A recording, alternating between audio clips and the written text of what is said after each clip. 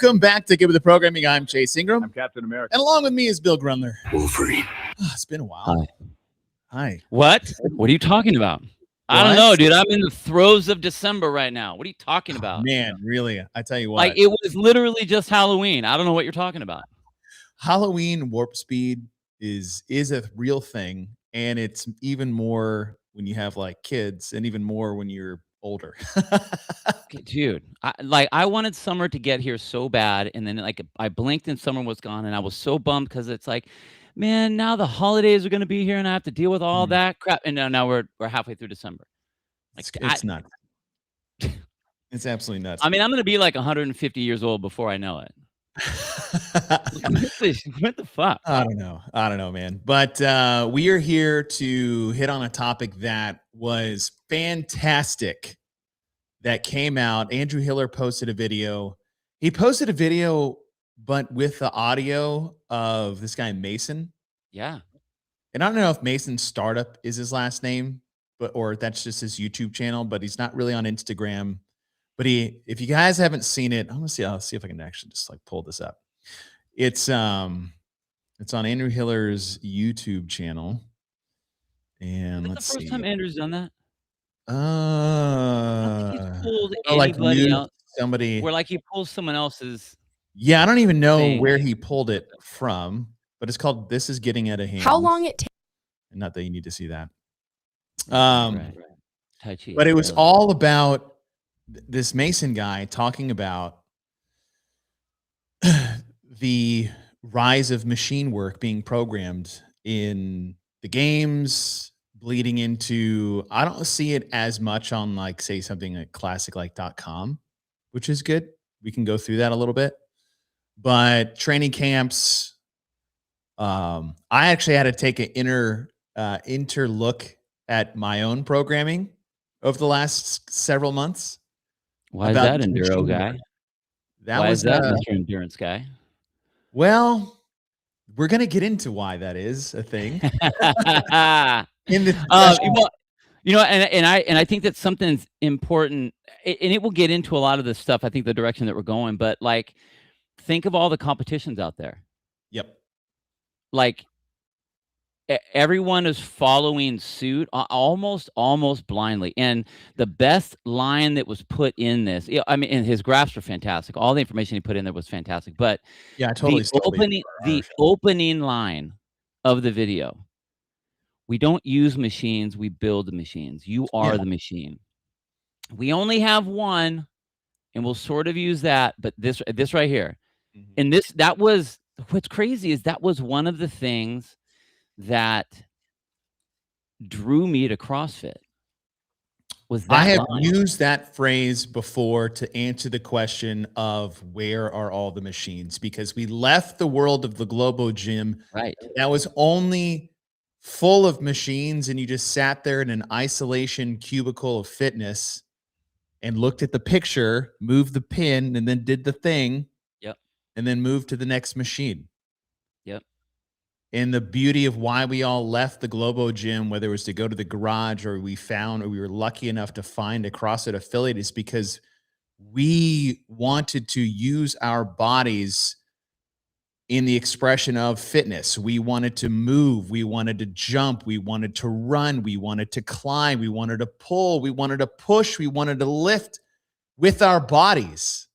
Right. In fact, and it was a pared down, simplified view of all that. It was a very, I mean, you want to talk like, the paleo diet. It was a very caveman-esque design of fitness. And if you don't need all the money, because you don't need all these things. You can make whatever you need to do, and you can just get out there and do it. The one thing is the rower, because it just is good for what it is. That's the only thing. But if you don't have a rower, you don't need one. You can do sumo deadlift pulls. Ooh, hello from Belgium. Oh, wow. Belgium. Hell yeah. Dang. And now I'm saying, how long did it take for the rower to get introduced into the open? And when it did, dude, do you remember the uprise? People lost their minds. How dare you forcing us to have to buy all these? They're $1,000. How the hell are we supposed to be able to do that?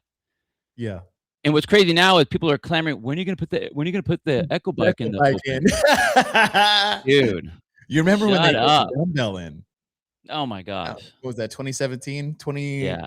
2017.1? You were there for that announcement. It was the dumbbell Yeah. snatch, was the first time the dumbbell got used. It was 50 Yep. pounds. Yep. I think most people had 45s. I think that was the biggest problem is, like, most people, I feel like at the time, it was 45 and 30 Mhm. was the standard. There wasn't really a standard dumbbell weight, but I felt like 45 and 30 were all the ones that we only used. And I don't know how we got to those weights on I honestly don't know why that was, and maybe it was because 45 plus 45, that's 90. So that's with 95, but 50 is 100. Right. So it's kind of right there in the middle. And so it's like, oh, it's 50 and 35. Like, well, we don't have any 50s. We just have 45s and Okay, but 30s. you know what's crazy though? Like, I mean, what is the general coefficient that we always use for men to women's weights? If you take Right. 70% of 50, that's 35. True. I mean, it does fit into that. Yeah. So I mean, I can see that but that was something that was very important. It was like, get out of the Globo gym, go make your own stuff, go to your garage, fill up a basketball with sand, go heat up some PVC pipes, go Mhm. grab a kettlebell or a dumbbell, and you're good to go. Good to go. Like, that's all you need. If you can get a bar, awesome. That's even better. Yep. But you don't need all that stuff. You can do all of the things. And we had all the 10 physical traits still. We had the 3 energy system model. We had the hopper model. And with all of that, it was just go and do these things. Because what did Greg do all the time? He had the other machines was he liked to bike ride, right? Yep. So he was actually like, go and ride your bike. Go ride a bike. Go Go run ride a 5K. bike. Go run. Right. Go swim. Mhm. The row is just because, like, well, that's a little unique and you can't do that anywhere else. But all Right. the other things you can do. Mhm. Um, And now we have the biker, the skier, the echo bike, the strength erg. Jeez, oh man, yeah. Um, Oh. di uh, Oh, Kyle, I remember this one. This is Kyle said that he says, Chase, my gym did a workout of the EMOM of odd minutes, 10 or 8 cal row to start, and then 10 burpees, and then you would add the cals each round to keep the burpees the same. yeah, Um, that's actually a Hiller workout I stole. I think he did it on the bike erg and I did it on the row erg. But yeah, that thing was nasty. that's gross. Okay, well, let me before we get into all the, are you gonna pull up the stats that he had? Just because I thought they're Yeah, interesting, but I like, ripped the 2 graphs he had as far as the games were concerned, and then that can steer the conversation. okay, but More. I mean, do you just on a surface level, Mhm. do you like the machines? Do I like doing the machines? Yeah. Yeah, Why? because that's just what I'm used to doing.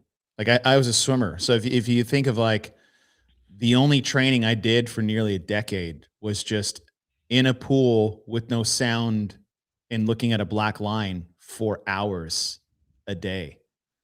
So like, or I did triathlon. So I'm like sitting on a bike and just looking at Mhm, my RPMs and my speed, or just running with no, like I never worked out with like headphones or music because I was mhm. always doing that. So um, sitting on a machine is not foreign to me. So I don't mind it just because I can, well, partly too, because I can just kind of pick whatever I want to do in terms of effort and intensity.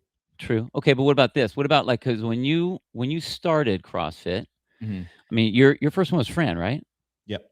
Okay. When did you first get on the machine, and what did Dallas Central have as far as machines? Because that was 2010?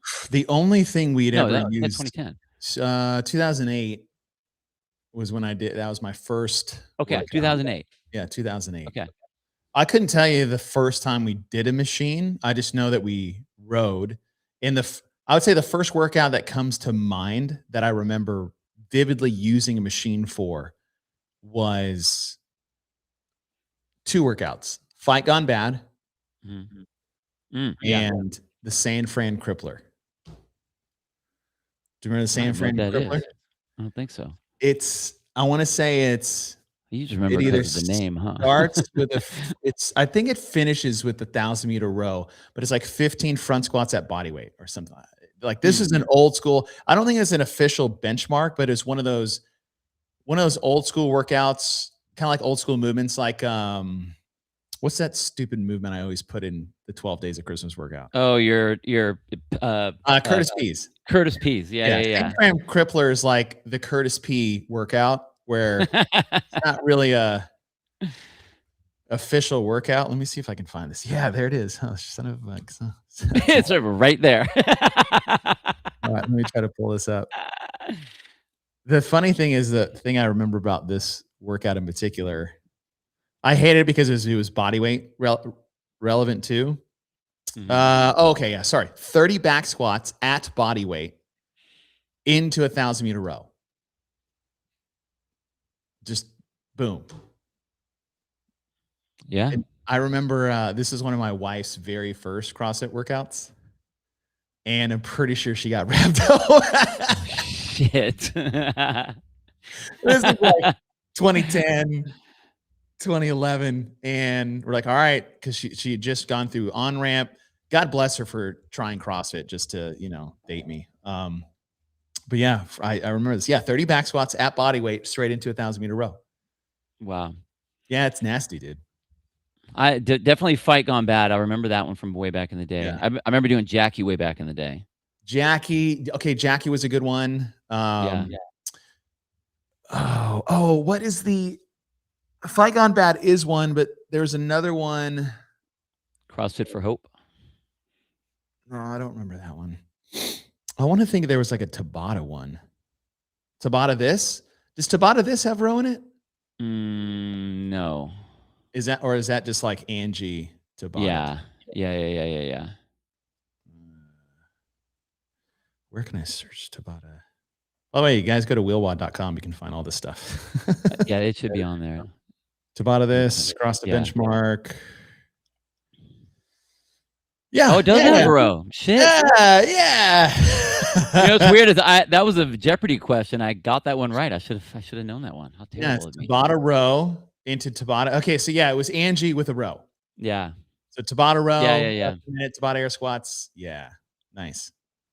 I always hated that they put like an Angie or Barbara. I never understood why they didn't break up the pull and the push, like with the sit up. Yeah. You know? Yeah. I was like, look, squat, pull, sit up, push. Like now you get a little bit of break so you can go even harder. But whatever. But you feel so pumped up afterwards. Your arms are so jacked. Bro, you do. Yeah. Man.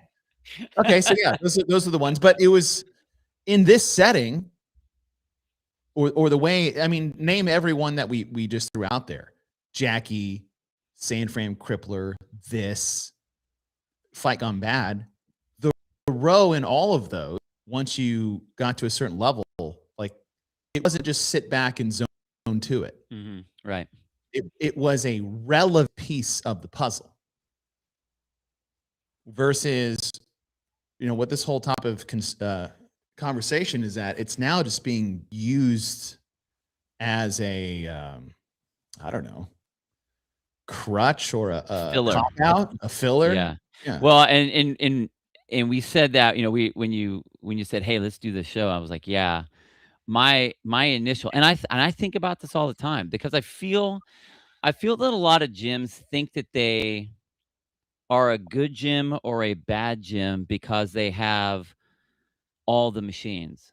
Hey, I have 20 rowers and 15 echo bikes and 10 skiers, and so because of that, we are a better gym. And I would venture to say, fuck it, I'll just straight up say it. I think you're a worse gym. In fact, what you are is you end up being a Orange Theory because there is really zero teaching that goes on and zero coaching for those things. So what ends up happening is you are crutched by this. Okay, well, jump on that thing because it'll make you tired. And if you're tired and you're breathing hard, then obviously it's a good workout. That must mean it's a better workout than this. Oh, Whereas if I don't have all of those things, now the workout stimulus comes strictly from what I design as the programmer and as the coach. I have to make you get to that place, and I have to use these other movements, whatever they might be.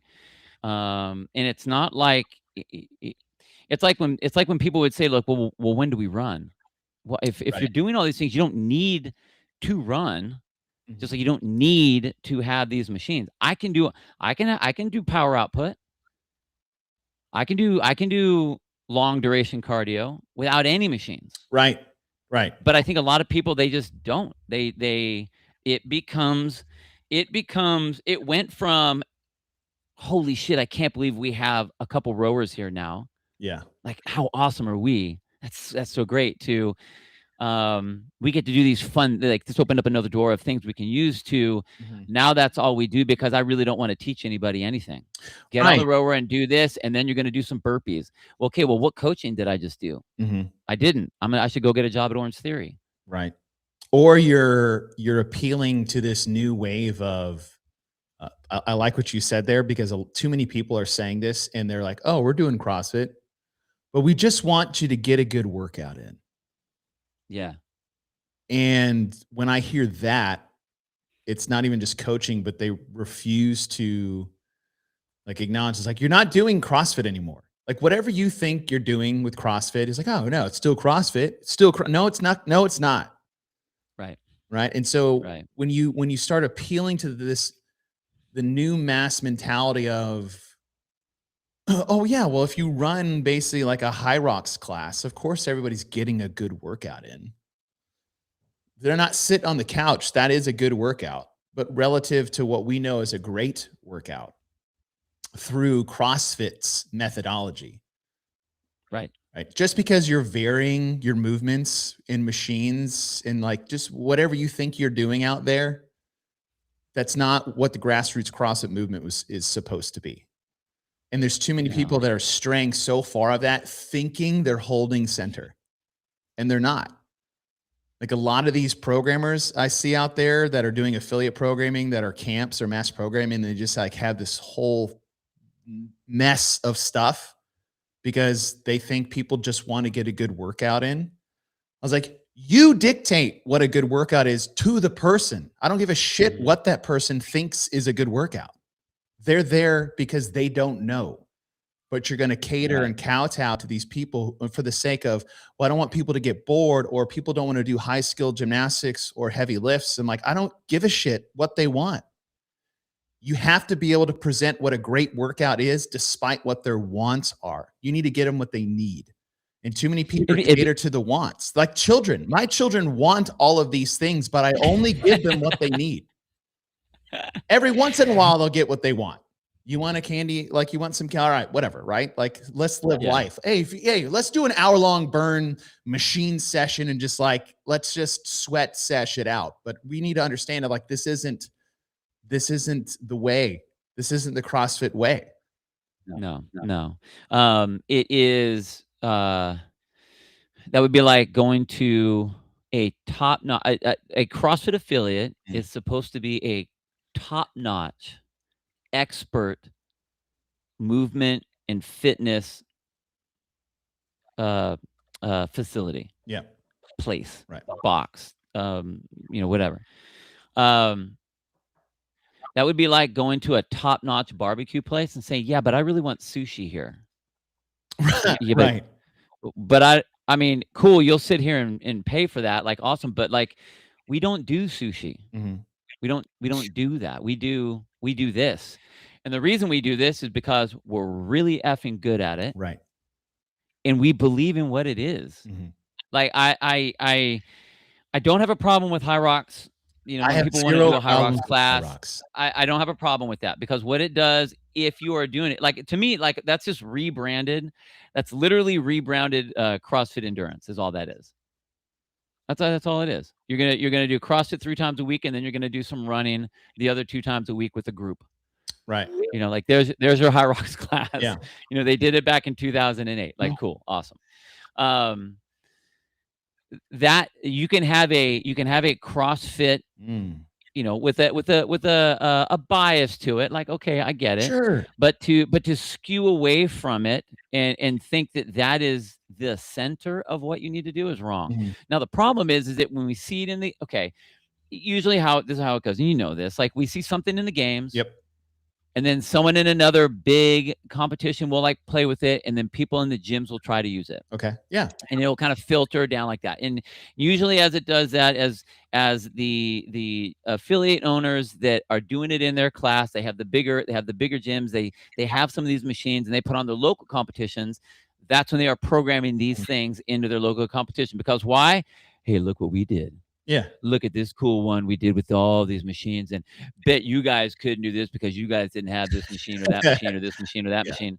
And I think it kind of falls into that element where Dave talks about, where it's like the design of the workout should not be what the cool thing is. The cool thing is like the actual race, that what's actually getting done with it. Running Isabel was the most boring workout on paper that everyone lost their mind with when it got put out, and then when you saw it on like unfold, you're like, okay, this was the wildest one of the weekend. Yeah. Now, as a caveat, this is not like us talking about this is not saying that we should not have the rower, you should not have a Oh, yeah. skier, you should not have like all of the things are great. The problem is that we're getting too reliant on these Yes. pieces of machine for anything. What's crazy, and this is in our own in our own locker room group, the loudest person when it comes to machines is Sevon. Yeah, he hates What them. is the workout? The only workout that guy ever does. It's like biking and burpees. He's on the Echo bike. Like that is the gist of his workouts is he's on the assault bike or the Echo bike, whatever one he has. But I think to his credit is that that's like backing up his point. He's like, I just sit on the bike and watch podcasts. I'm not working out. Right. And I've said that like to firefighters thank you. ton. Oh, dude, thanks. Bad wolf. Appreciate that. Always a bad wolf. Just decide to feed. Thank you so much. That's really cool. I used to get very upset at guys that I would work with that in the fire stations. It's really easy to put a machine into the fire station. You put a rower, or maybe there's like a treadmill, or it has the elliptical machine. So you see the guys are doing this, and what are they doing when they're doing this? They're watching the game. Right. Like, I'm sorry, man, you are not working out. You're not training. Sure. Are you doing more than sitting on the couch and doing it? Yeah. But like, I don't buy into the, well, it's, relative to sitting on the couch, it's a good workout. No, it's just activity. It's just something. I mean, I get it. It's better than nothing. Cool. Yeah. I mean, it's better than doom scrolling or whatever and clearing your brain. And I get it. I get it. But like, I won't say it's a good workout. Yeah. I'm not talking, it's not a workout. You are doing, it's like walking. Like, yes, for some people, walking, that's all they can do. Okay, I got it. We talk about relative intensity. Yeah. That is not the general, though, for people that are like in a workout setting. You go to the regular gyms, any gym, you probably aren't going to have the majority where it's like walking is now the exercise. Right. And like, that's the activity. Come on.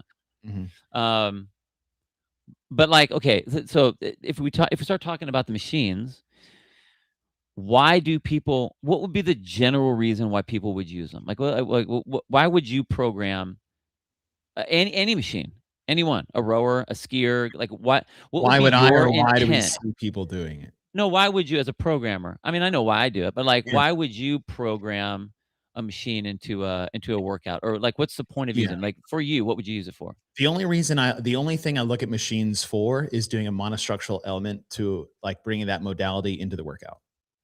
That's it. And so, and then what type of stimulus that machine elicits on the body will also dictate what movements I pair it with. So most of the time, say recently, I'm like 8 weeks into a 12-week cycle for me, and that I will program a monostructural triplet, I think twice a week. One's in an interval form, one's in just like a grindy form. And that's it. So say I do like a Echo bike, and then I couple it with some type of gymnastic pull, and then maybe some type of weightlifting press. So one I did the other a couple weeks ago was like 25 down to 5, Echo bike cowls, chest to bar pull-ups, and push jerks at 135. But I'm looking in terms of like, okay, I'm blasting my legs and lungs, my arms stay fatigued. Now I'm doing upper body pull. Now I'm doing lower body or, a push jerk, that type of thing. But if I was doing double unders, I was like, all right, I should probably add a squat in because I'm not really using my Mm. legs. So that's why I would bring it in. Rarely ever is it to be a form of like it's always worth something too. That's a big part of the programming is like this monostructural element, whether it be a machine, a jump rope, or running, is going to have worth and merit to it being in here, other than just being a placeholder. Yeah. That's the only reason Um, I bring a machine in. it's always interesting to see how we talk all the time about how a programmer basically has their set of paintbrushes that they're painting their picture with. Mm. Generally speaking, I know from the years of my programming, what I will normally do is I will prioritize what I see as the more important movements first. So, like, we're always gonna be like, we squat a lot of all kinds. I mean, it may not just doing back squats all the time, but, like, squatting or wall balls or lunges, like, that to me is a primary thing. Yes. Then it's pulling off the ground, pulling up, pressing is gonna be, right, close right into there.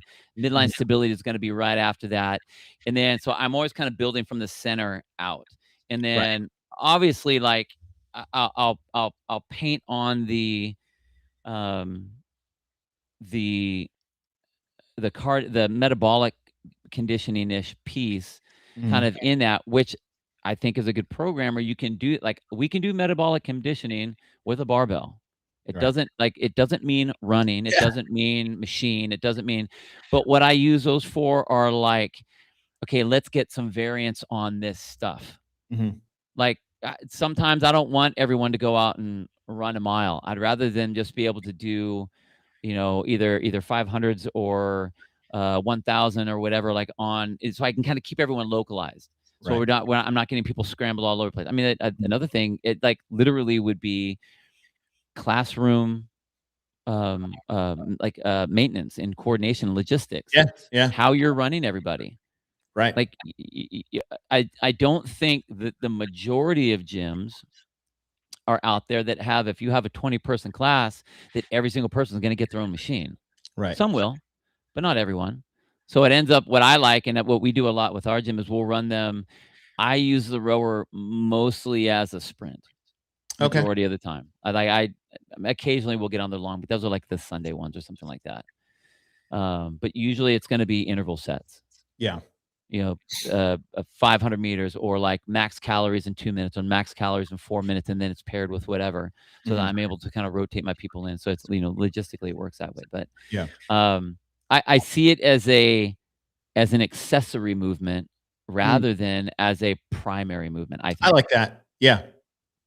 And I think we say that a lot about monostructural because even though we say we graph the number of times like modalities, and when we Right. analyze program, we're like, hey, there was 4 monostructural movements, 13 gymnastics, and 17 weightlifting. And a lot of times when we first started doing this, people's like, why was there only 4 monostructurals? Because like it's not a key modality that we should be bound. It shouldn't be even numbers. The things that we need to look for is like, what importance did this actual movement in whatever modality have on the event?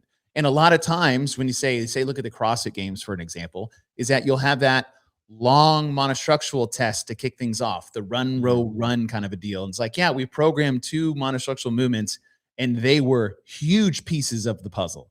And then yeah, we did a Right. 1 rep max back squat later and then a pegboard event or whatever, right? And so that doesn't I think people don't need to look at, like you said, what value did that movement have in that particular workout for the day?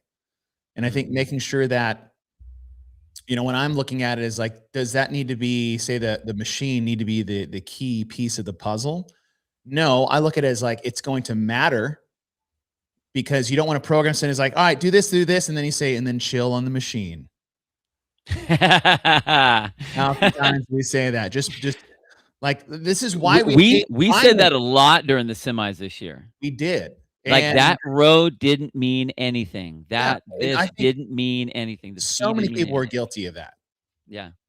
Um, let me get to Miss Space's comment up here. What's up, Jake? I don't know if it's you or Jan. Are the games a good representation of box programming? I sure as shit hope not. I said no. The I answered CrossFit it. Games should have nothing to do with the affiliates. Zero.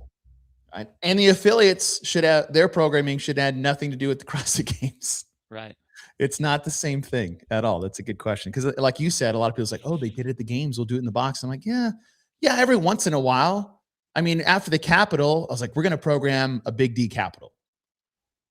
It's like, all right, we're going to do this. And okay, we don't have pigs, but we can do heavy clean and jerks for pig flips. And we can carry kettlebells and do loops. And like, we made it fun. Right? But with this video that Hiller had posted from, I guess, Mason, he went back and looked at really the not, I mean, we're playing with the title here, but the increase of machines being programmed at so many levels. We've seen it infiltrate the, as you said, the semifinal level. What was it, 23 or something? The semifinals when all of them were programmed. I think it was 23. There's so many machines. So many machines. Like half the work with the machines. And I will say this. The question that we've had recently is that for years, what type of athlete was always at a disadvantage at the CrossFit Games? You talking like the Size. the tall athlete. When was the last time that was a problem at the CrossFit Games? The last time it was a problem? Problem. Being tall, I would say back on the AJ Bartow days, the Asia Bartow days, and the Long Hendla time. days. Let's just say 5 years or more was the last time. I would say more, yeah, for sure. Right? Yeah. And the reason why I brought this up, and maybe this is the epiphany that I'm having as we're talking this out, because we're like, why? Usually the 6-foot+ dude has no chance. No, they're the at the outlier. CrossFit Games. No the chance. outlier. And now that is all who's winning. Yeah. these What happened to the events. 5'8", 185? And this is, I think this is why, Bill. This is why. I believe This is that. why. I believe Right? that. So this, I ripped this graph straight from Hiller and Mason. This is the percentage number of movements based off the programming. So now everyone's like, oh, look, 14%. Look at this huge spike in the first games ever. It's like, there's 3 events. There's 3. They had 1 rower program. But what's crazy is that's the second most. 1,000-meter buy-in. And so this is the percentage of the movements program. So it's like, all right, there's 75 movements programmed at this year's CrossFit Games. 20 or whatever. These are the percentages. The average is 7% of the movements. Last year at the CrossFit Games is 21%. Sorry, We're machines. We're machines. This is by events. Okay, yes, 33% of the events of the 2007 CrossFit Games had a machine in it because there's only 3 events. 2011 was the next highest, which was interesting. That is crazy. And then the average was 20%, and then last year's 50% of the events. 50. Which is crazy. I think 2011 was the first. That was when they had the 333 and they had the ski sled and they had no, not 333s. Here, I'll pull them up. That was 2012. Yeah, 333s. No, 13. 13. That was 13. 14. 14. It's when Rich walked. Oh yeah. I'll pull them up.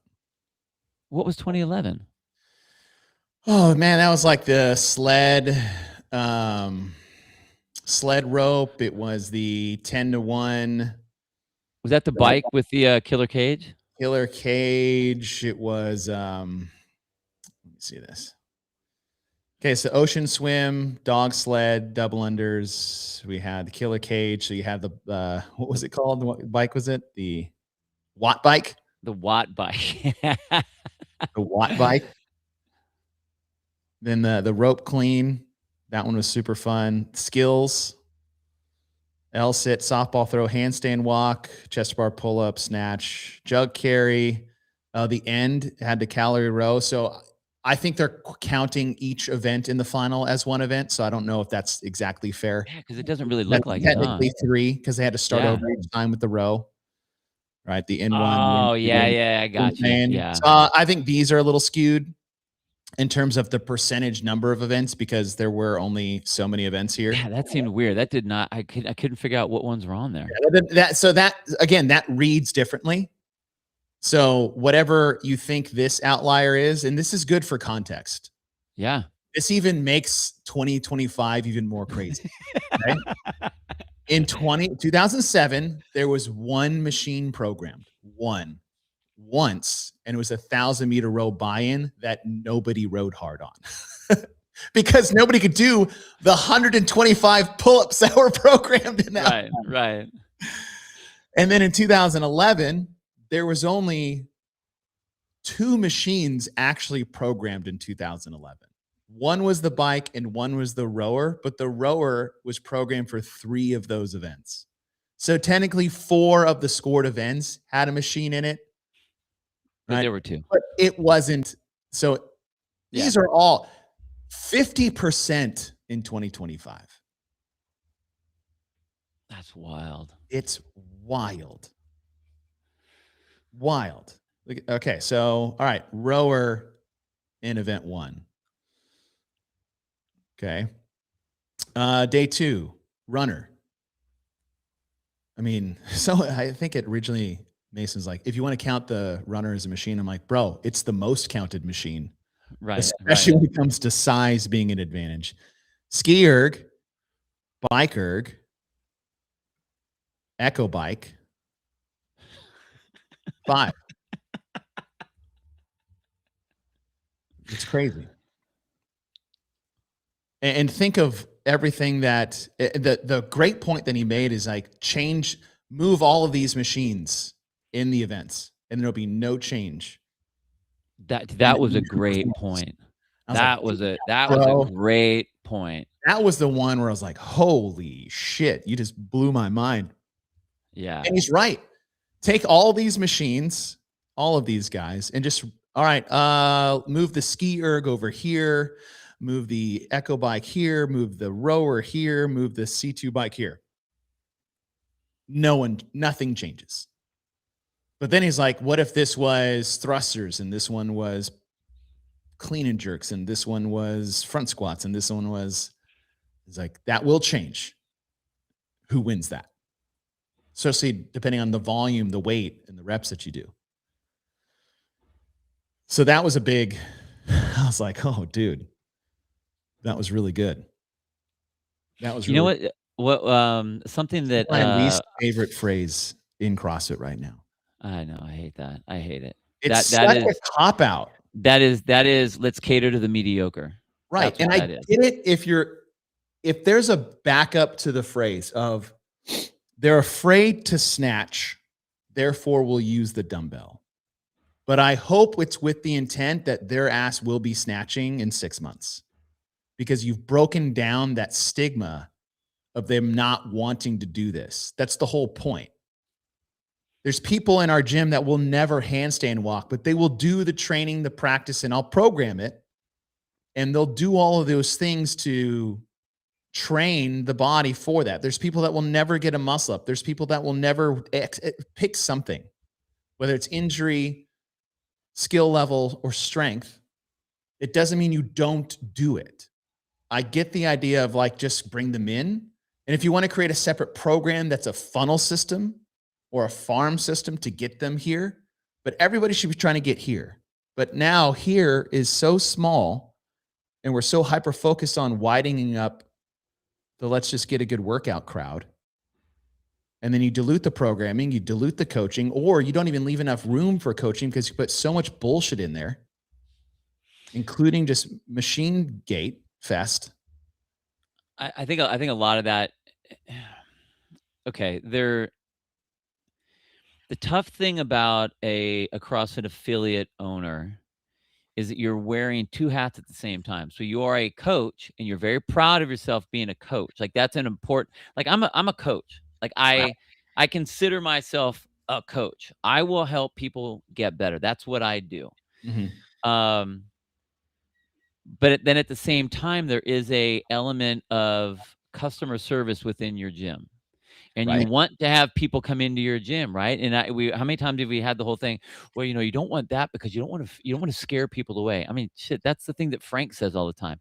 People are afraid to come into a CrossFit gym. Right. And like, I mean, part of me is like, good, because what that does is it helps filter some of the leads. Like, I'm not trying to get everybody. I want to get the people that want to be here. I want Yeah. the leads that are going to work, kind of a thing. But when you program to your low end so that everyone can RX and everyone feels good about themselves, that's not a coach. That Yeah. is I'm just trying to make people feel good. So again, like, to me, from my point of view and my stance on what, Mhm. at least what CrossFit methodology means to me and what the product that I'm trying to give, I don't want to water it down so that to try to invite people in. I Yeah. will coach people to go to where they can, like, if you come in, I will Mhm. make you better. Right. Well, I mean, it doesn't mean that I'm gonna throw you on the rings right away and like, "All right, Yeah. well, you're doing ring muscle ups, or, Here's a you barbell. don't get to leave until you do the ring muscle up." Snatch No. it or get out. Like, Right. who does that? That is not what it is. But how, and me and you've talked about this too. How many times do gyms not program ring muscle ups into the regular programming for the day? Right. And it's like, if you don't, then what you did is you just took the bar and you lowered it Mhm. intentionally. Mhm. One, for you, you don't have the knowledge, or you don't have the desire, you don't have the coachness to be able to coach people, even to get to that idea, Yeah. to even see that. I want my people at whatever level they are to be like, okay, whatever he puts on the board, like, I'm going to wherever I'm going. Like, I'm shooting for the stars on this one, whatever that looks like. Everyone's gonna have their own list of stars, and they're gonna be shooting for it. But Mm. I don't know. I hate that it's a good workout thing. I don't, even when, was it Rich that said that thing about, like, not everybody wants to do like ring muscle ups and Yeah, but I'm like, I understand that, but you have to be able to work with that. And I'm not saying Rich doesn't work with that because it's, I don't care, it was like clipped or something from him. right, But right, right. that whole Th- sentiment, if people don't understand that, drives me crazy. Right. Like, I would never, the people that have been in CrossFit and now say, if I was to start it over again, I wouldn't include Olympic lifts, and I wouldn't include high skill gymnastics, and I wouldn't include, because you don't need any of that stuff. And it's So like, you didn't okay, start CrossFit again is what you're if telling you're me. right, if you're saying that, you're saying that you're not gonna do CrossFit. That's not CrossFit with like caveats. Mhm. That is not CrossFit. That is, let's make it so that, like, hey, as long as they're breathing hard and there's some sweat dripping off their brow, that, like, now that equals a good workout. Mhm. My comment that I used to use all the time in fire: "Hey, Cap, we did this workout today. Wasn't that great?" And I'm like, well, why was that one great? Well, we were breathing and I was sweating so hard. And I'm like, okay, cool. I want you to pull all the engines out. And I want Mhm. you to fill that bucket over there with water and cleaning solution. And I want you to mop this floor up as fast as you can. Guess what? You're sweating and you're breathing hard. And was that a good workout? No, man. You mopped the floor fast. Like, come on. Like, that does not equal a good Mhm. workout. That's what we deliver. Right. We're CrossFit programmers. Mhm. Like, we deliver a product that is gonna make you better Right. every day.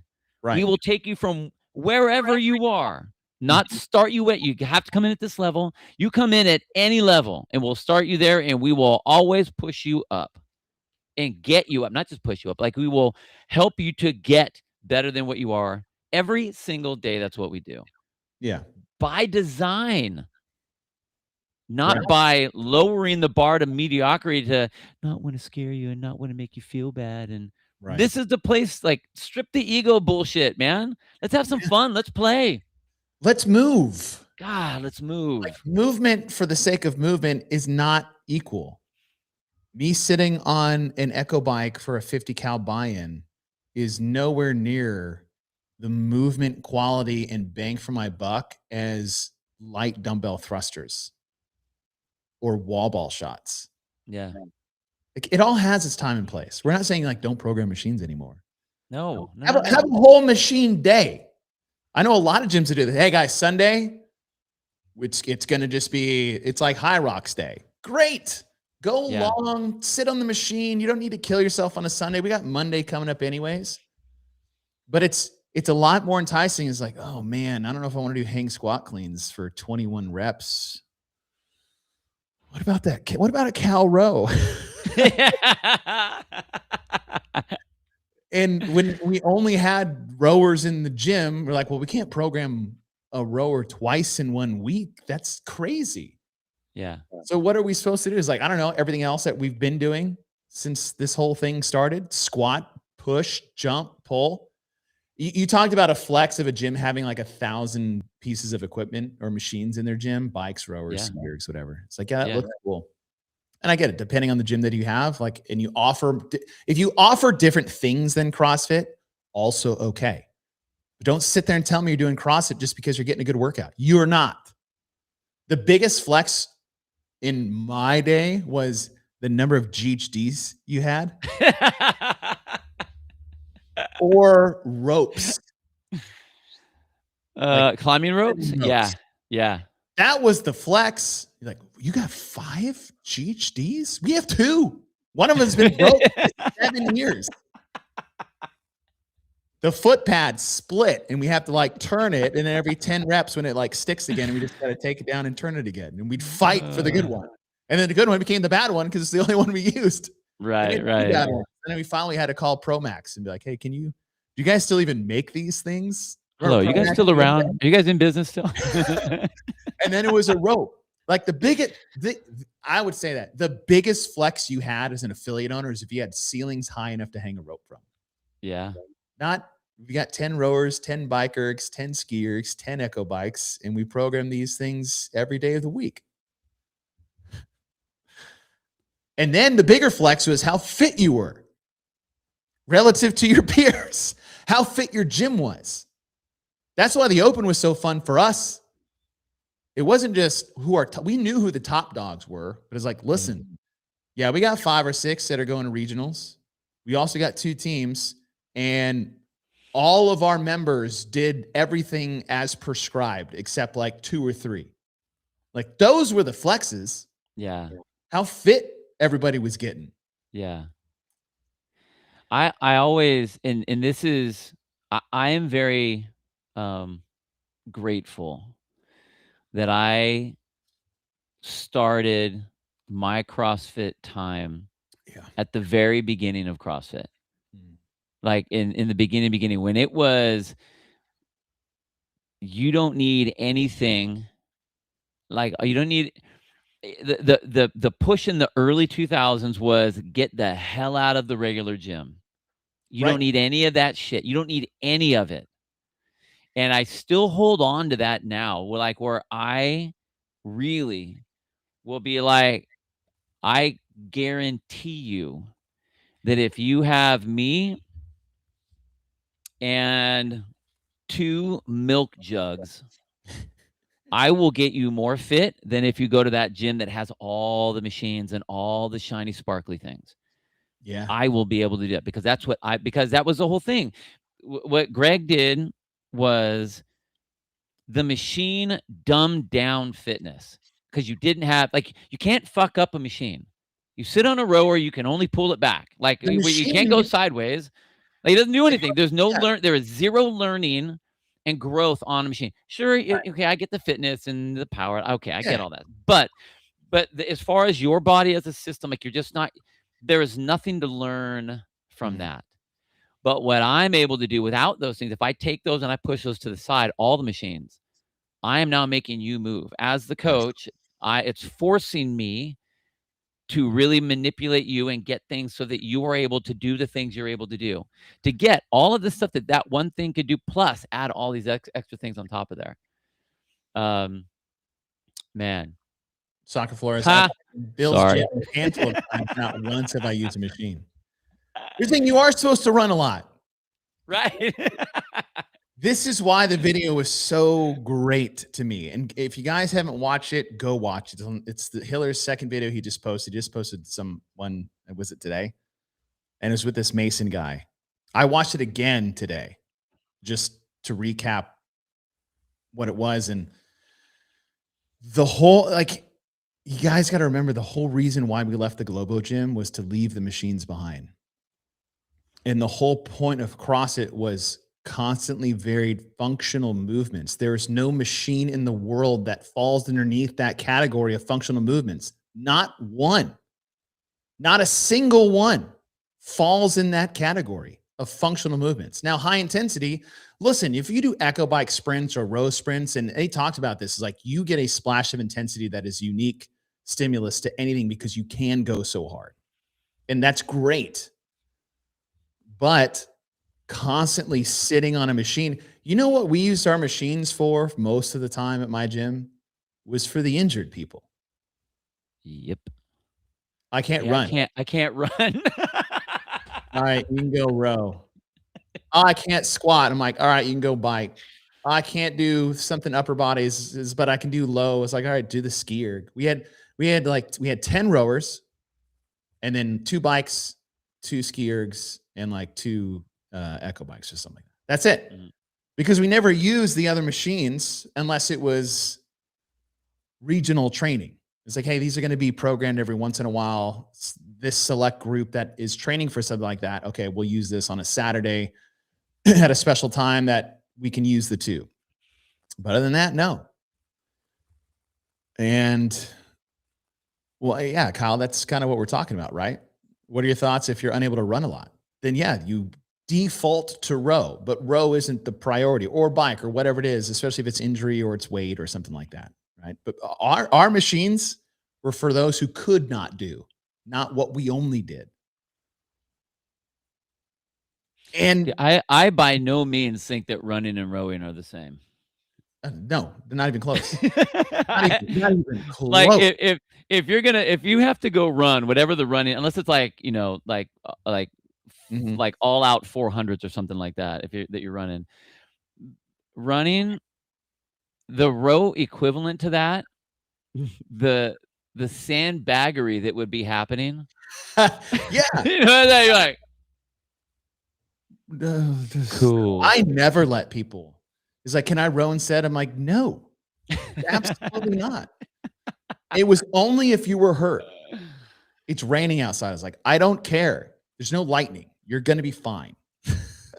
And you just like, you guys got to remember the grassroots reason of why CrossFit is so effective and why it came to be was that we did these things to be able to do everything else. We moved our body in space so that we got better at moving our body in space. We moved our body with external loads so we were able to move other external loads with our bodies. Because we weren't doing that just to go to competitions. Because you weren't stuck in a chair, pumping on a machine, looking at a picture and the muscle that it's supposed to work. And then once we do all of that on a daily basis in our training, we can do anything we want out there. You will never be able to do that sitting on machines ever. It is so outside what CrossFit was designed to be and is supposed to be. Is that now, and what Mace said is like, well, we did machines to get some type of like long aerobic base, and then that became a thing that we did to get better at, because now there's more machines. So now we got to program machines, and now we got to train machines because we get it. It's like, listen, that's why like this whole like High Rocks and Orange Theory and F45, like all of that is awesome. Go do it. Go express your fitness in different modalities. My wife actually, this is crazy. And I really hope this comes true. Randomly, actually, I know why. She saw a picture of a girl who's like, has had 2 kids. She just did a high rocks and she looks great. And she does. She looks great. And she just looks up. She's like, "Would you ever want to do a partner high rocks?" I'm like, "Excuse me?" Yeah. It'd be awesome. I was like, "Hey, it comes back every November in Dallas. So you got 11 months." I think that'd be awesome, right? So That'd be totally fun. totally fun. Totally fun. I've never done one, a partner one. She's like, "So what does a partner one do?" I was like, "I think they just share the work." She's like, "So I don't do any wall ball shots?" I'm like, "Technically, no." Great. What about the skier? I'm like, "Probably can do all of that too." Tell you what, just run the thousands with me, and then I'll just do all the in between. Oh, but that was that would be funny. And then, oh, how'd you like the picture? No, Base, I've learned my lesson on liking pictures of other people who are not my wife, and I don't do that anymore. Good man, good man. Yeah, thank you. You know, I grow. You make a You know, mistake, hey, all you can do is grow up. You just grow and you up, grow. that's all. But yeah, it was a really good video. It was a good reset because I do sit there sometimes where I'm like, "Oh, man, I really don't feel like doing squats, like overhead squats." I'm like, "All right, let's just throw the Echo Bike in there instead, and we'll replace the reps with cows." And I was like, "I do that way too much, way too much." I was like, "Why?" I was like, "Oh, okay, I know why. It's easier. Mhm. It's why we hate buy-ins." When was the last time you complained about 100 thruster buy-in? Never. The old hundreds workouts from regionals, Yeah. the original in 2011 it was 100 pull-ups, kettlebell swings, double unders, and overhead squats at 95 and 65. And then the reboot Yep. in 2013 was wall ball shots, chest to bar pull-ups, pistols, and dumbbell snatches at 70 and 50. The giant squat, overhead squat, front squat, pull-up workout in 2012. Like the volume of movement in there that you had to accomplish in these 20-minute plus modalities that had no equipment or no machines in there whatsoever. And now what do we see is 100 cal bike buy-in, 1,000-meter row buy-in, something ski buy-in. Just, and then what do people do? What is the only, it's like pace it out. Like, yeah, we break up whatever those hundreds are, but there's no one is sitting there being like, it might be like 10, huh? 10? But you paced your own race. It wasn't like, all right, we're all going 145 because if we go any faster, it's stupid. And if we go any slower, we'll lose some time. But, there's a range. And it was good. It was really good. I needed that. That's I think cool. we all need it. Yeah. I really hope that the programmers and the event programmers, I hope they really looked at it. Mhm. That does not need to be the default. You are not flexing your competition by by doing all machines. Doesn't mean you can't do them. And I want everyone to know, like, we are not saying machines are bad. No, They just don't need to be the priority. rarely. That's not the center Ever. of the fitness piece. No. Accessory movement. Yes. In addition to whatever. Yep. Um, but yeah, I would say is look at the evolution of the size of the athlete that's qualifying and doing well at the CrossFit Games the last 3 years. And then look at how many machines have been programmed during those stages. And then you tell me. If we take all the machines out, does Colton win? No, because there's still handstand walks. So he needs to get better at that. Love you, Colton. Sorry, Colton. All right, folks, that does it for us. Thank you, Andrew Hiller. Thank you, Mason, for a nice little hard reset for us, and especially for myself. I don't want to speak for Bill because he does a great job with it, but it was great. So thank you guys for being here. What is it, Thursday? Yeah. Thursday. Hey, we need to do our annual 12 Days of Christmas show. Oh, okay. So 12 Days of Christmas show and the Programming Pyramid. That's right. That's right. That will be in the next week or two. And then we're doing our end of season recap on Pedro's show coming up end of the year. Yep. I've got a couple of shows on the Sport of Fitness podcast that are coming up. which I think will be really fun. We're doing a top 10 most dramatic moments of the qualifying season last year. So that's open and semifinals. And then top 10 moments of the games. One of those shows will be on Christmas Eve. One of those will be on New Year's Eve. They'll both be live. So love for you guys to show up for that one. Cool. And then, I think I'm taking over the CrossFit podcast too for like 2 days. Well. Imagine that. Taking the That's it. microphone away and giving it right back to you. Yeah. It's like, no, sir. Please. How can you do both of them now? Help us. I was like, I told you guys, this for years. All right, guys, thanks for joining us. And we'll let you guys know when those shows come out. Probably next week. Hit those up next week. Yeah. 12 Days of Christmas and the Programming Pyramid, which I'm super excited about. All right, guys, get off the machine. Start doing squats again. Yeah.